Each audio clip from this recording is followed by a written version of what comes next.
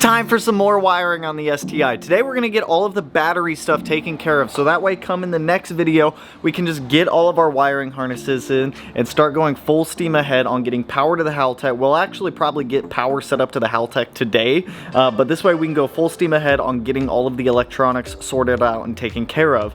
So our friends down at RYYZN sent up one of their prototype or test kits for their battery relocation setup they're working on. We're going to be putting it into the STI today using one of Melee batteries mounts with a big fancy battery. I don't remember what battery it is off the top of my head, but let's get into it. So as you guys remember before with this, I had the battery already set up in the trunk of the car, but I cobbled together a kit using some CCA 0 gauge wire, and it worked. But we could definitely make it work a lot better, and that's where RYYZN comes in. So RYYZN sent up this awesome kit for us with one of their fancy thank you cards, which thank you RYYZN, not thank me. So this should be pretty self-explanatory. I love RYYZN's wiring stuff because they make it incredibly easy. They label everything on here, where it goes, ground, post positive, everything like that. It just makes it simple. We have the power cable and the ground cable for the starter, so that way we can get those in. It comes with the relocation positive power post for the front of the car, and then it also includes a 120 amp circuit breaker,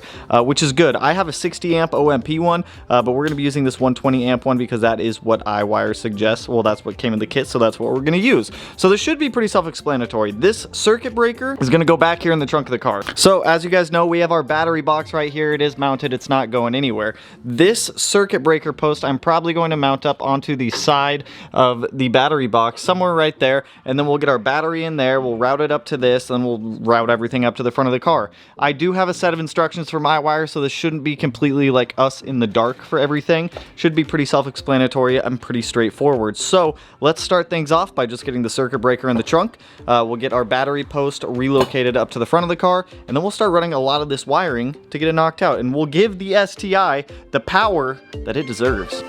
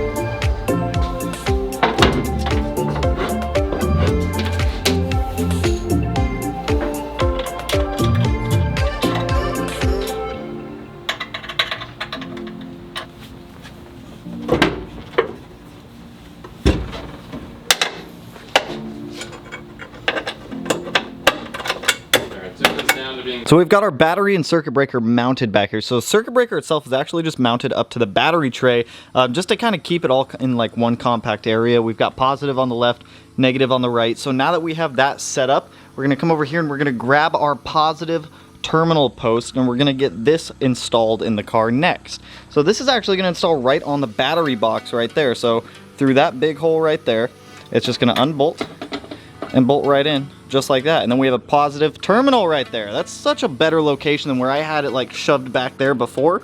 Makes much more sense. So let's get that 10 swapped out and get this guy in there. And I think it also has like a terminal post right here if you want to add a negative, which we could do. I don't think we need to, but we could. These go there. Oh yeah, dude, that's sturdy. That ain't going nowhere.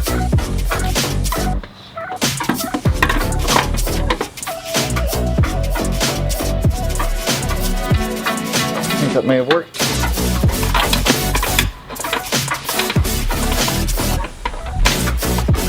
I like how it's angled. Then again, this isn't for this chassis. The one that they used this on last time was on a GR WRX, so there might be a little bit of changes. Like this flange right here, it could be cut just a little bit smaller. It sticks out a little too far, but it'll work for what we're doing. It's secure in there, which is all that matters. So we've got our positive post up here in the engine bay now. I did have to put a riv nut in here to make just a mounting spot for it. Totally worked just fine. It's sturdy, it's not going anywhere. When we do final mounting on this, I'll put some blue Loctite on that just to make sure that doesn't back out, doesn't come out. So now that we have our grounding post or our power post up there and our circuit breaker and battery set up in the back, we're gonna go ahead and get the power wire ran from the battery or from the circuit breaker up here to the post. Now the way that they have it laid out, I believe, is it goes from the trunk up, crosses over where the back seat is, and then comes up through here, goes through this fender like the stock wiring harness does, and then we'll connect up to this post. So let's just start running it. Let's get this thing hooked up and let's get some power wires ran, and then we can do the grounds, and then we can do the starter stuff. It is nice that they do include the starter stuff. They include the starter ground and the starter power, which is like super solid.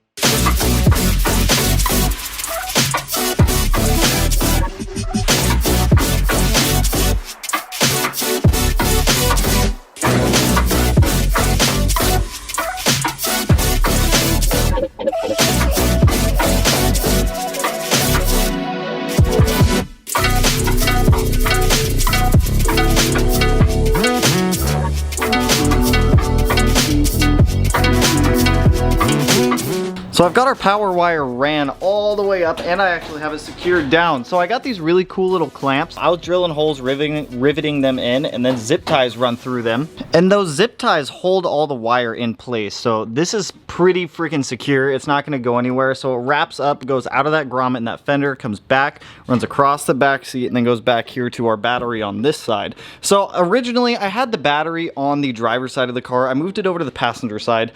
Yes, weight distribution wise, we have two heavy things on the right side of the car. We have the turbo and the battery over here. Now, but if you think about it, because the turbo and the battery are both on this side of the car, we're gonna be sitting on this side. So the weight distribution actually might work itself out in a pretty good way for us. So now that we've got power ran from the circuit breaker there, going up to our power stud there, I think next we're gonna do our ground wire from back here. So I think I might be missing one or two things out of the kit. I think it's supposed to come with a grounding kit, but I'm not 100% sure on that one. So I'm gonna swing back around to this main ground here in a minute. We're gonna go ahead and get the power wire thrown on the battery to the circuit breaker, and then we're gonna get the starters, power, and ground wires on there. Just so that way all we're left with is this main ground harness for the battery to the front of the car. So let's jump back in the trunk. We'll get our main power wire from the battery over to the circuit breaker, and then jump to the starter stuff.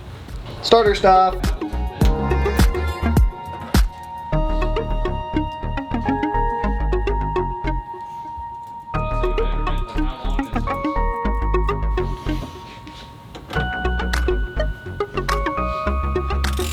So I've been going on this battery relocation kit. I had to stop for a little while. Somebody literally ran into one of our cars as it was turning into the driveway, so just kind of hopped off. We got a police report and everything taken care of. Everything's all right. Whole rear car, I mean, you guys know how accidents go. It's got to go to a body shop. It's fun stuff, fun things. The poor cross track just got wrecked, and it's got like so much inner skin damage in there. It's poor thing. I think I'm gonna wrap up the grounds on here tonight. There was a couple things that I ran into when I was going through this that were a little bit confusing to me. Keep in mind that this battery relocation kit isn't for this engine, obviously, and it's also not necessarily for this chassis. It's also a prototype, so things are bound to change, and it's not final. However, the starter ground is a lot longer than I need it to be, because it just grounds out down to the chassis right down there on that bolt, and it's a super long cable. I just don't need it to be that long. Secondly, that ground cable right there connects to that ground cable that connects to the chassis, but it's not really long enough to go anywhere on the chassis. So there's a bolt like right there. I could probably stretch it too, but like it'd be a stretch. I don't know. I'll try to get it to right there. But this will connect up to somewhere on the chassis. I think I'm gonna try to go off of that bolt. And then this guy right here will also go off the chassis. Then the rest of this will run up to the front of the car. Now, I don't have a grounding kit for this car or ground stud, so I think that's something they're gonna have to get, because I'm not quite sure where that other end is supposed to terminate. So let me just jump back here, get this ground situation figured out, and then we'll run that set of wires up to the front of the car as well.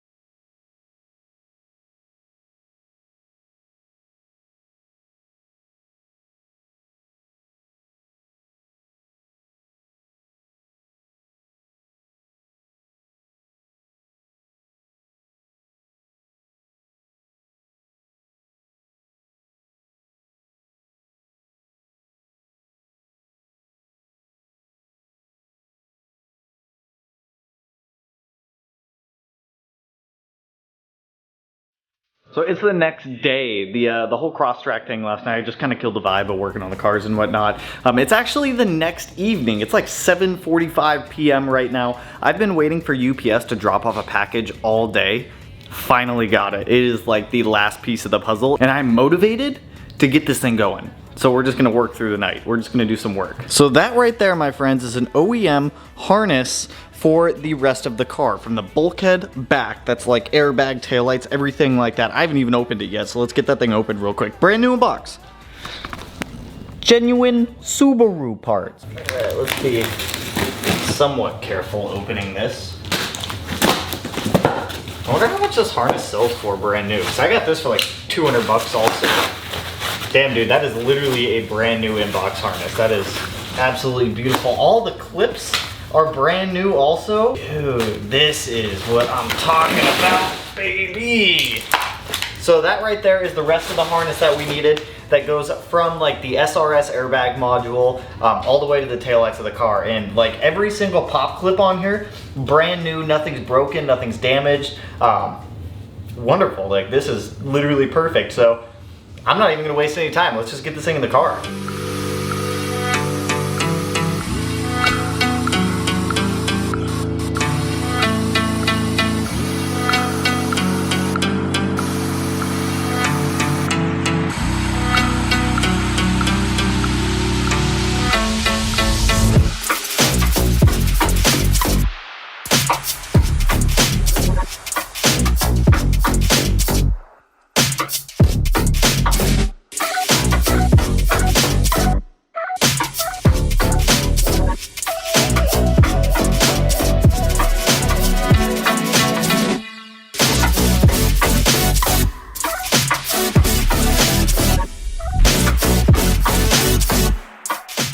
Dude, this is coming out like absolutely beautiful.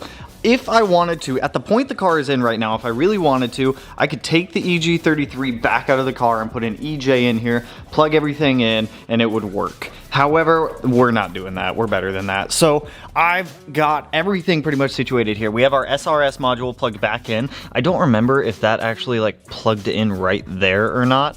It could. I don't remember. I have to tighten down that ground still.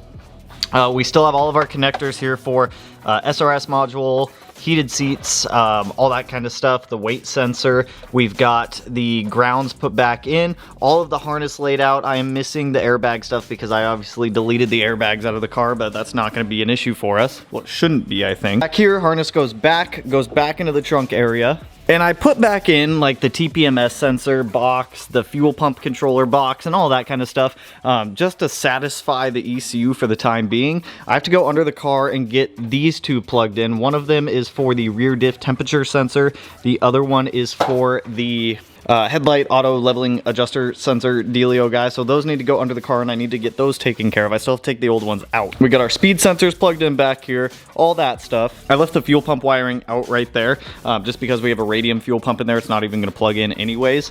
Up here, we're pretty much back to being where we need to be, my friend. Those are all Haltech wires, so those can just kind of like ploop right there. Dude, this is glorious. This is absolutely glorious. We're like back to how it should be, and it's like brand new everything too, so all the clips fit like nice tight, like the harness isn't going to move, it's not going anywhere. I'm missing the little clip guys that hold the harness in place on this side, but I can get a couple of those from Subaru, it's not a big deal. But dude, I'm so pumped for this, I'm so excited. I have unfucked the situation that I made that was fucked, and it's beautiful. It even came with like the new little boxes that go down there that hold all like the wiring harnesses and whatnot. It's money. But being the YouTube-esque personality that I am, of course I'm gonna wait till the next episode to even see if this works for you guys, because to be honest, I don't know, and I'm not gonna try it till we come back out here tomorrow and film, which will be the next video for you guys. So that's all I got for you guys on this one. We have a beautiful battery relocation kit in there. Some of you guys were asking like, when is RYYZN releasing these and whatnot? They're still in development. I gave them some feedback off the VA chassis, and it does differ from the GR a little bit because that kit was designed around a GR, so it's kind of cool to be able to work with a company and give them feedback on a product that they're developing and working on. As for like a timeline or release, I don't know. Just keep an eye out on RYYZN's website. Huge shout out to RYYZN too for setting that stuff up. But that's all I got for you guys on this one. If you liked the video, if you're excited to see the progress continue on our turd back there, go ahead, hit that like button, turn it black, blue, green, yellow, purple, silver, cyan, whatever color it turns for you. Color of the day is blue, like the Subaru. And oh yeah, we are going to be taking the gray wrap off here in probably a week or so, and going back to the blue because I miss the blue, and the blue looks a lot better than the gray in my opinion, so we're gonna go back to it. So that's all I got for you guys on this one. If you like the video, I already said that. So you guys know the stuff. If you want to subscribe, do the thing. I'm not gonna tell you to do it. And with that, I will catch you guys in the next one. Peace out, homies. Woo!